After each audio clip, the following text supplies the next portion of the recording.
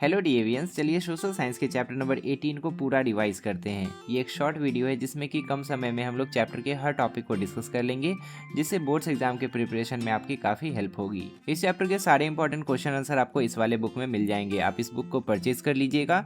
Purchase करने के लिए यहाँ पर व्यू प्रोडक्ट का आइकन है, उस पर क्लिक कीजिए। वहाँ पर आपको फ्लिपकार्ट का लिंक मिल जाएगा। इसके अलावा अभी जो नोट्स हम लोग डिस्कस करेंगे उसका पीडीएफ भी आप डाउनलोड कर सकते हैं। उसके लिए आप हमारे वेबसाइट www.davguru.in पे चले जाइएगा। इस चैप्टर का टाइटल है the union government the legislature. इस चैप्टर में हमें यूनियन गवर्नमेंट के बारे में पढ़ना है और स्पेशली हम लोग इसके पहले ऑर्गन के बारे में पढ़ेंगे जो कि है लेजिस्लेचर।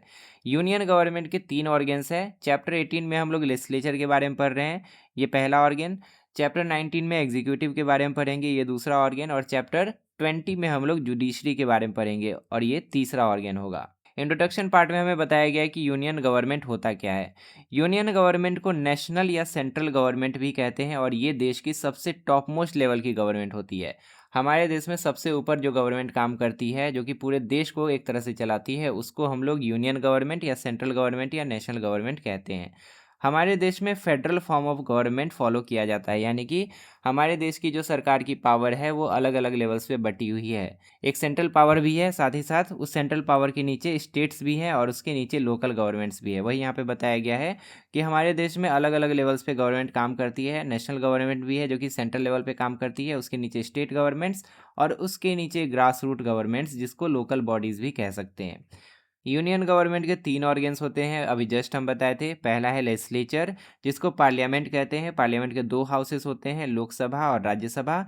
उसके बारे में डिटेल में आगे हम लोग पढ़ेंगे। पार्लियामेंट को ही हिंदी में संसद कहा जाता है। नेक्स्ट है एग्जीक्यूटिव। एग्जीक्यूटिव में प्रेसिडेंट होते हैं, यूनियन काउंसिल ऑफ मिनिस्टर्स होते हैं और इनको हेड करते हैं, इनको लीड करते हैं प्राइम मिनिस्टर ऑफ इंडिया। और तीसरा है judiciary. The highest apex court is the supreme court of India. सबसे ऊपर जो कोर्ट काम करती है भारत में वो सुप्रीम कोर्ट ऑफ इंडिया है और उसके हेड होते हैं चीफ जस्टिस ऑफ इंडिया। इस तरह से ये तीनों ऑर्गन्स मिलकर हमारी सरकार को चलाने में हेल्प करती है। लेजिस्लेचर का मेन काम होता है कानून बनाना, एग्जीक्यूटिव का काम होता है उस कानून को फॉलो करते हुए देश को चलाना, और जुडिशरी का काम होता है कॉन्स्टिट्यूशन को इंटरप्रेट करना और लोगों को न्याय देना। नेक्स्ट टॉपिक है डिवीजन ऑफ लेजिस्लेटिव पावर्स। अभी जस्ट हम आपको बताएं कि हमारे देश में फेडरल फॉर्म ऑफ गवर्नमेंट है, यानी कि हमारे देश में जो पावर है वो अलग अलग लेवल्स पे बटी हुई है। तो पावर्स जब बटी हुई है तो काम जो होगा वो भी बटेगा। कुछ काम सेंट्रल गवर्नमेंट करेगी, कुछ काम स्टेट गवर्नमेंट करेगा, कुछ काम लोकल गवर्नमेंट करेगा, कुछ काम सब मिलके करेंगे। तो इस तरह से हम लोग जितने भी काम देश में है उसको 3 लिस्ट में बांटते हैं। पहला है यूनियन लिस्ट, दूसरा है स्टेट लिस्ट और तीसरा है कंकरेंट लिस्ट। इसके अलावा एक और है रेसिडुअरी सब्जेक्ट्स, इसको भी हम लोग देख लेंगे। यूनियन लिस्ट में टोटल 97 सब्जेक्ट्स हैं और यूनियन लिस्ट में जितने भी सब्जेक्ट्स हैं उस पर केवल और केवल सेंट्रल गवर्नमेंट काम कर सकती है, केवल और केवल सेंट्रल गवर्नमेंट डिसीजन ले सकती है। जैसे कि डिफेंस का कोई भी मैटर हो गया, foreign affairs, railways, currency, post office, इन सब से रिलेटेड जो भी डिसीजन होगा वो केवल सेंट्रल गवर्नमेंट ही ले सकती है। पार्लियामेंट हैज़ एक्सक्लूसिव पावर, इसमें स्टेट गवर्नमेंट का योगदान नहीं होता है। दूसरा है स्टेट लिस्ट, इसमें 66 सब्जेक्ट्स हैं। इसमें आता है police, local government, agriculture, public health. इन सब चीज़ों से रिलेटेड कानून बनाना हो तो स्टेट बना सकती है, या कोई भी डिसीजन लेना हो तो स्टेट के पास इसका अधिकार होता है।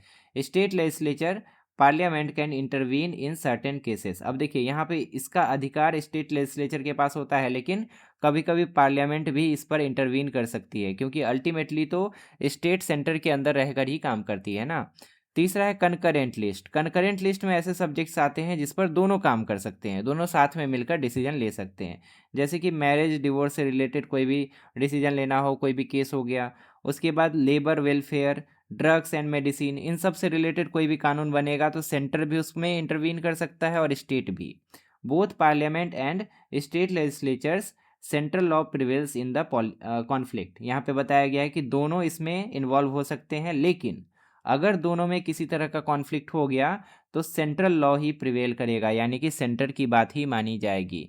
तो इस तरह से तीनों लिस्ट के बारे में आप याद रखिएगा। यूनियन लिस्ट में जो होता है सेंट्रल गवर्नमेंट उस पर काम करती है, स्टेट लिस्ट में जो होता है स्टेट गवर्नमेंट काम करती है, कंकरेंट लिस्ट में जो होता है उस पर दोनों काम कर सकती है, और अगर कॉन्फ्लिक्ट हुआ तो सेंटर की बात मानी जाएगी। तीसरा है रेसिडुअरी सब्जेक्ट। इसमें ऐसे सब्जेक्ट्स आते हैं जो कि इन तीनों लिस्ट में नहीं हैं और समय के साथ वो इवॉल्व हो रहे हैं। जैसे कि अभी हम लोग एआई यूज़ करते हैं, एआई के कारण अगर कोई कानून बनाना पड़ गया तो वो रेसिडुअरी लिस्ट में आएगा।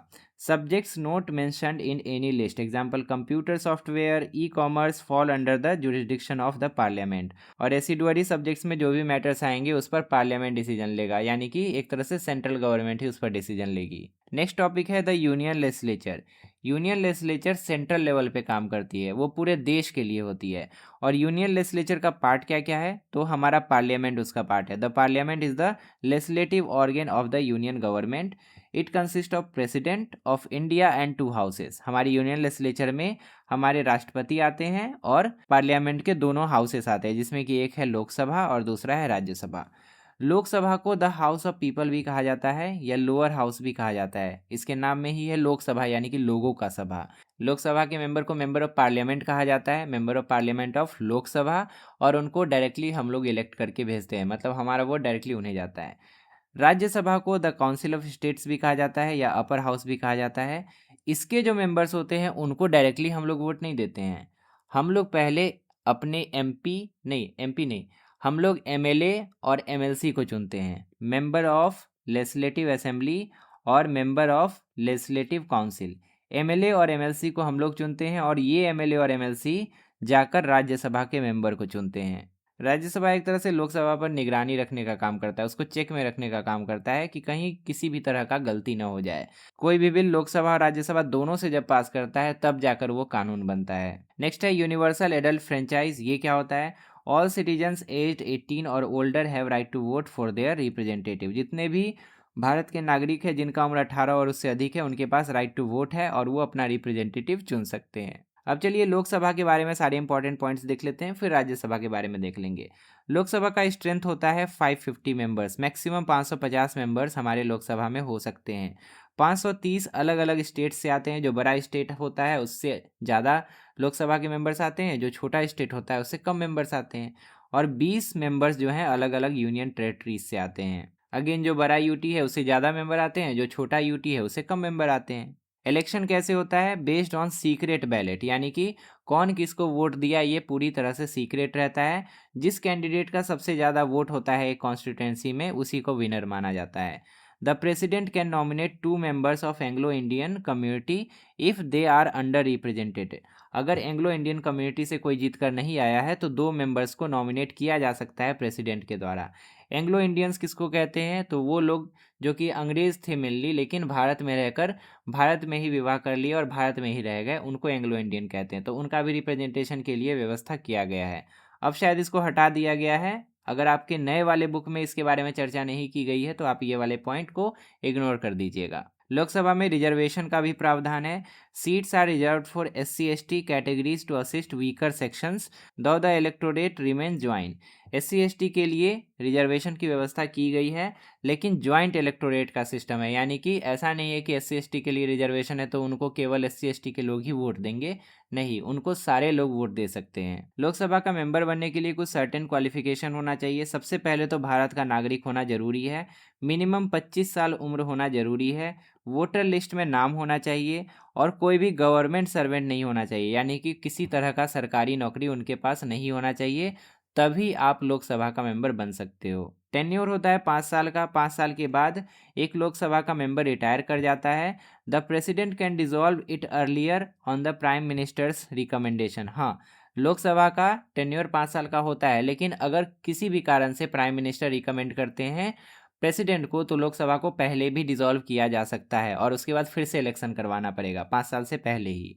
It can be extended by 1 year during emergency. और अगर किसी वजह से इमरजेंसी लग जाती है देश में तो लोकसभा का टेन्योर 1 साल तक बढ़ाया भी जा सकता है। लोकसभा के प्रिसाइडिंग ऑफिसर को स्पीकर कहते हैं।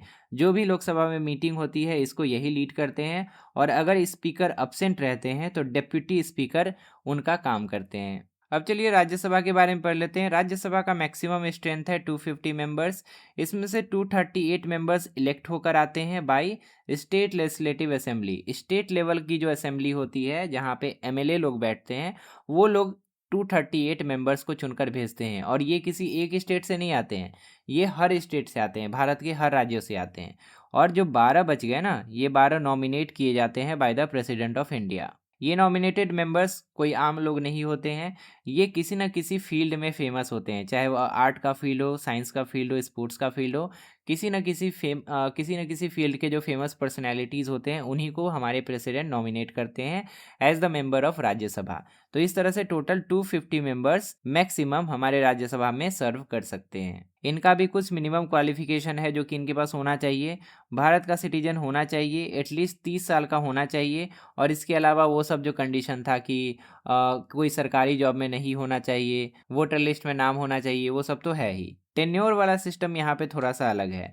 राज्यसभा जो है इसको परमानेंट हाउस कहते हैं, यानी कि राज्यसभा के जो मान के चलिए 250 मेंबर है ना, तो ये सब के सब एक बार में रिटायर नहीं करते हैं। It is a permanent house and can not be dissolve. इसको कंप्लीटली डिजॉल्व नहीं किया जा सकता, सबके सब एक बार में खाली नहीं होंगे। 1/3 of the member retire every 2 years. हर 2 साल में 1/3 मेंबर रिटायर करते हैं और फिर से 1/3 मेंबर नए मेंबर वहाँ पे आ जाते हैं। ईच मेंबर सर्व्स अ 6 ईयर टर्म, और इस तरह से एक मेंबर 6 साल का टर्म सर्व करता है। जैसे एक मेंबर का 6 साल पूरा होगा, वो उस 1/3 वाले हिस्से में आ जाएगा, वो रिटायर हो जाएगा, और फिर 1/3 नए मेंबर्स उसमें आ जाएंगे। पूरी तरह से कभी भी राज्यसभा खाली नहीं होता है। राज्यसभा के प्रिसाइडिंग ऑफिसर हमारे वाइस प्रेसिडेंट ऑफ इंडिया ही होते हैं। लोकसभा में क्या था कि लोकसभा के मेंबर्स में से ही किसी को स्पीकर बनाया जाता है, लेकिन राज्यसभा के मेंबर्स में से ही किसी को स्पीकर नहीं बनाया जाता है। हमारे जो वाइस प्रेसिडेंट होते हैं, उपराष्ट्रपति, वो एक्स ऑफिशियो चेयरमैन होते हैं। मतलब जो भी उपराष्ट्रपति बनेगा वो ऑटोमेटिकली बाय डिफॉल्ट राज्यसभा का स्पीकर बन जाएगा, राज्यसभा का प्रिसाइडिंग ऑफिसर बन जाएगा। Because they are not member of house they can not vote unlike the Lok Sabha speaker. Lok Sabha speaker voting कर सकता है, लेकिन राज्यसभा का स्पीकर यानी कि vice president of India voting नहीं कर सकते हैं, क्योंकि वो राज्यसभा के मेंबर ही नहीं होते हैं। हाँ, अगर टाई वाला सिचुएशन आता है तब ये वोट कर सकते हैं, ये बात भी आप याद रखिएगा। इस चैप्टर का अंतिम टॉपिक है powers and functions of union parliament. हमारा जो यूनियन पार्लियामेंट है, यानी कि जो संसद है जो कि सेंट्रल लेवल पे काम करती है, उसके कुछ पावर्स हैं, जैसे कि legislative powers, control over the executive, financial power, power to amend the constitution, judicial power और इलेक्टोरल फंक्शंस। तो इन सारे पावर्स को आप याद रखिएगा, एक एक करके हम एक्सप्लेन कर देते हैं। सबसे पहला legislative powers, the highest law making body. हमारा जो यूनियन पार्लियामेंट है ये कानून बनाती है, सबसे हाईएस्ट बॉडी है जो कि कानून बनाती है, उनके पास अधिकार है। Ordinary bills require approval from both houses. जो ऑर्डिनरी बिल्स होते हैं उनको दोनों हाउसेस से अप्रूवल लेना पड़ता है, यानी कि लोकसभा से भी और राज्यसभा से भी। Conflicts are resolve through joint sitting. और अगर कॉन्फ्लिक्ट आता है, लोकसभा मान गया राज्यसभा नहीं मान रहा है, तो एक ज्वाइंट मीटिंग बुलाई जाती है। दूसरा इनके पास पावर है कंट्रोल ओवर द एग्जीक्यूटिव, यानी कि लोकसभा के पास पावर होता है कि वो एग्जीक्यूटिव को कंट्रोल कर सकती है। लोकसभा के मेंबर्स में से ही ना एग्जीक्यूटिव के मेंबर्स चुनकर जाते हैं। जो प्राइम मिनिस्टर हैं, उनके नीचे जो काउंसिल ऑफ मिनिस्टर्स है, वो सब तो लोकसभा से ही ना चुनकर जाते हैं। तो जब लोकसभा से ही चुनकर गए हैं तो लोकसभा के पास उनका कंट्रोल होता है, यानी कि अगर वो अच्छे से काम नहीं करेंगे तो लोकसभा उनसे क्वेश्चन कर सकती है। तो वही बताया गया है, the council of ministers is collectively responsible for the Lok Sabha. मतलब जो काउंसिल ऑफ मिनिस्टर्स होते हैं वो कलेक्टिवली रिस्पॉन्सिबल होते हैं। अगर सरकार कोई भी गलत काम करती है तो पूरे सबको रिस्पॉन्सिबिलिटी लेना पड़ता है, पूरे काउंसिल ऑफ मिनिस्टर को रिस्पॉन्सिबिलिटी लेना पड़ता है। Parliament uses question hour. Parliament में क्वेश्चन आवर होता है। नो कॉन्फिडेंस मोशन भी पार्लियामेंट में लाया जा सकता है अगर सरकार ठीक से काम नहीं करती है। जब नो कॉन्फिडेंस मोशन लाया जाता है तो सरकार को प्रूव करना पड़ता है कि अभी भी हमारे पक्ष में एमपीज हैं और हम सरकार चला सकते हैं, और अगर उस समय प्रूव नहीं कर पाए तो सरकार गिर जाती है। इस तरह से पार्लियामेंट एग्जीक्यूटिव को अपने कंट्रोल में रखती है। दूसरा है financial power. Passes the annual budget. हमारी जो यूनियन पार्लियामेंट है वो एनुअल बजट पास करती है। Money bills can only be introduced in the Lok Sabha. जो भी मनी बिल्स होते हैं, जैसे कि बजट वाला बिल है, वो केवल लोकसभा में ही लाया जा सकता है, उसको राज्यसभा में नहीं ले जाया जा सकता है।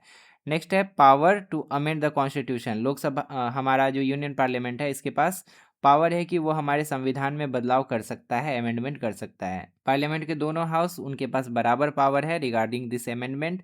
Bills must be passed by each house separately. दोनों हाउसेस में सेपरेटली बिल को पास करना पड़ता है अगर कॉन्स्टिट्यूशन में किसी तरह का बदलाव करना है तो। नेक्स्ट है जुडिशियल पावर। जुडिशियल पावर ये है कि हमारी जो यूनियन पार्लियामेंट है, they can remove the president and जजेस through the process called impeachment. Impeachment process के द्वारा हमारी पार्लियामेंट प्रेसिडेंट को भी हटा सकती है और जजेस को भी हटा सकती है। इसके लिए स्पेशल मेजॉरिटी से वोटिंग करवाया जाता है, और जब वोटिंग में पक्ष में वोटिंग आ जाता है इम्पीचमेंट के पक्ष में, तभी इम्पीच किया जा सकता है। और लास्ट है electoral function. Members elect the president and vice president of India. हमारी यूनियन पार्लियामेंट के जो मेंबर्स होते हैं, मेंबर्स ऑफ लोकसभा और मेंबर्स ऑफ राज्यसभा, वही इलेक्ट करते हैं हमारे राष्ट्रपति को और हमारे उपराष्ट्रपति को। फाइनली हमने इस चैप्टर को पूरा रिवाइज कर लिया। इसके सारे इंपॉर्टेंट क्वेश्चन आंसर आपको इस वाले बुक में मिल जाएंगे। यहाँ पर व्यू प्रोडक्ट का आइकन है, उस पर क्लिक कीजिए। बुक को परचेज करने का फ्लिपकार्ट वाला लिंक आपको मिल जाएगा। लेफ्ट साइड में क्लिक करके आप प्लेलिस्ट ओपन कर सकते हैं, जहाँ पर आपको ऐसी ही और भी चैप्टर के वीडियोस मिल जाएंगे, और राइट साइड में क्लिक करके आप अगला वीडियो देख सकते हैं। फिलहाल इस वीडियो में इतना ही। मिलते हैं अगली क्लास में एक नए चैप्टर के साथ। तब तक के लिए अपना ध्यान रखिए और अच्छे से पढ़ाई करते रहिए।